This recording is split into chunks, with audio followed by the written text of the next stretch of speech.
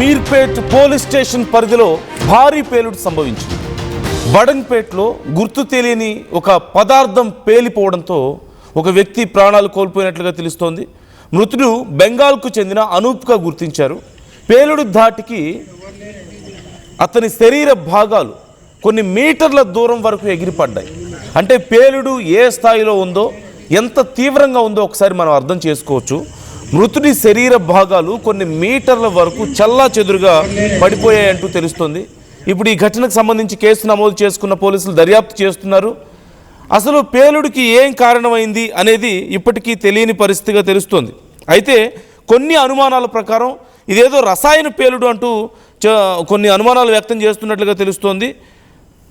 లేదంటే ఇంకెవరైనా విసిరి పారేసినటువంటి రంగులు కానీ, ఏదైనా కెమికల్ బాటిల్స్ పేలడం వల్ల ఇలా జరిగి ఉండొచ్చా అన్న అనుమానాలు కొన్నైతే, ఇంకేదైనా తీవ్రత ఉందా, దీంట్లో ఇంకేదైనా కోణం ఉందా అని కూడా ఇప్పుడు పోలీసులు విచారిస్తున్నట్లుగా తెలుస్తోంది. ఆ ఘటనా స్థలానికి సంబంధించిన డీటెయిల్స్ నేను మీకు చూపిస్తున్నాను. అక్కడ అదిగో ఆ ప్రాంతంలోనే ఈ పేలుడు సంభవించినట్లుగా తెలుస్తోంది. మరణించిన వ్యక్తి కోల్కతాకు చెందిన అనూప్. అతని వయసు 43 ఏళ్ళుగా గుర్తించారు. అతను ఉపాధి పని వెతుక్కుంటూ రీసెంట్గా హైదరాబాద్కు వచ్చాడు. ఈ నేపథ్యంలో అక్కడ పేలుళ్ళలో అతను ప్రాణాలు కోల్పోయారు.